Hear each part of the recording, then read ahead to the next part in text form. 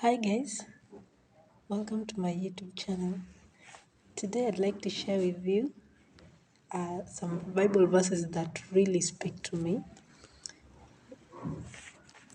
And the first one will be Psalms 91. And before I read it, I'd like to say that these are verses that would really lift you up out of anything. There are so many challenges going on these days, and these verses would actually just encourage you and give you the stamina and enable you to just keep on praising and praying for better days to come. I just want to encourage you that you should not give up. You should not throw in the towel. I know there's currently a lot of stuff happening. There are wars around, there's sickness each and every day, infectious diseases, and there's just a lot that can be a big blow to our mind. And it's really challenging nowadays to keep up a well mental state. You find that we are struggling with one thing or the other, be it finances, be it family issues, be it diseases, and work issues. And so these verses are just to encourage you, to let you know that you are not alone. And the funny thing is that most of these verses come from Psalms. I'm thinking that David was a very in touch with David was able to express his feelings and his emotions very aptly. The way the book of Psalms, which he wrote, is laid out, you'll realize that David went through most, if not all, of the challenges that we're going through now, and he was able to write that very clearly. And I want to believe that he succeeded because we know that at the end of it all, God called him his friend. So I just want to encourage us with a few verses that would really lift us up from the challenges that we are going through, and so that we might have a bit of a balanced mindset or a mental state. So here is Psalms 91. It says, "He who dwells in the shelter of the Most High will rest in the shadow of the Almighty. I will say of the Lord, He is my refuge and my fortress, my God in whom I trust. Surely He will save you from the fowler's snare and from the deadly pestilence. He will cover you with His feathers, and under His wings you will find refuge. His faithfulness will be your shield and rampart. You will not fear the terror of the night, nor the arrow that flies by day, nor the pestilence that stalks in the darkness, nor the plague that destroys at midday. 1,000 may fall at your side, 10,000 at your right hand, but it will not come near you." Oh, my friend, that is very encouraging. You will see things happening around you. Things will be going on around you. People will be falling sick. Things will be happening around you, neighbors, around other places. You'll just be hearing of them. They will not befall you. You will only observe with your eyes and see the punishment of the wicked. And that, my dear friends, is if you make the Most High your dwelling, even the Lord who is my refuge, then no harm will befall you, no disaster will come near your tent. Isn't that just very encouraging? So the next chapter the next book that I want to read is Psalms 27.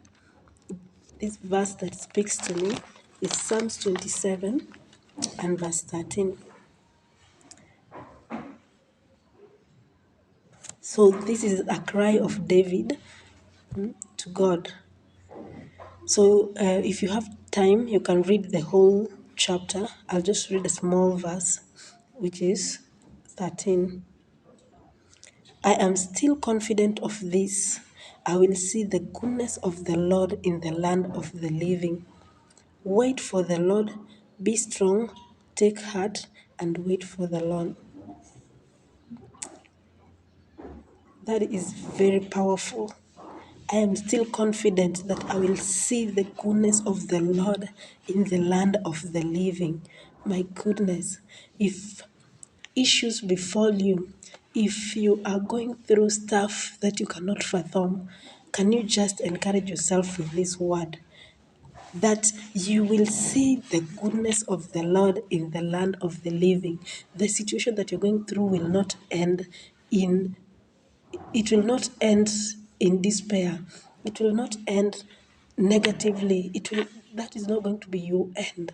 But things are going to have a turnaround, and a quick one at that, because you are confident that you will see the goodness of the Lord in the land of the living. You tell the sickness that you're going through that is not going to end in death, because you are going to see the goodness of the Lord in the land of the living. So wait on the Lord, take heart and be strong. Do not give up. Do not throw in the towel. Do not give in. Wait upon the Lord. Trust in the Lord. The next verse is Psalms 25, 1 and 1 up to 22. That is the whole of that Psalm 25.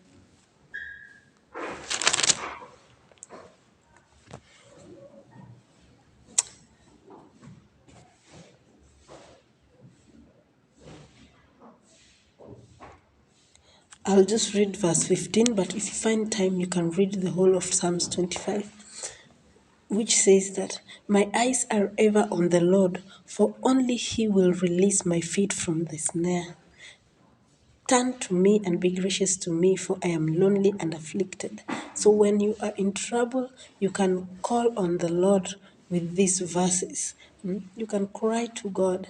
And the one thing about also praying with the Bible, praying with the verses from the Bible, is that you also need to also be living a holy life, so that when you call upon God, He can listen to you. The Bible says that God delights in those who keep His words, those who keep His laws, and those who are righteous. So it's necessary for us to live a holy life, so that whenever we are in trouble, we can call on God, and He will surely come to our rescue.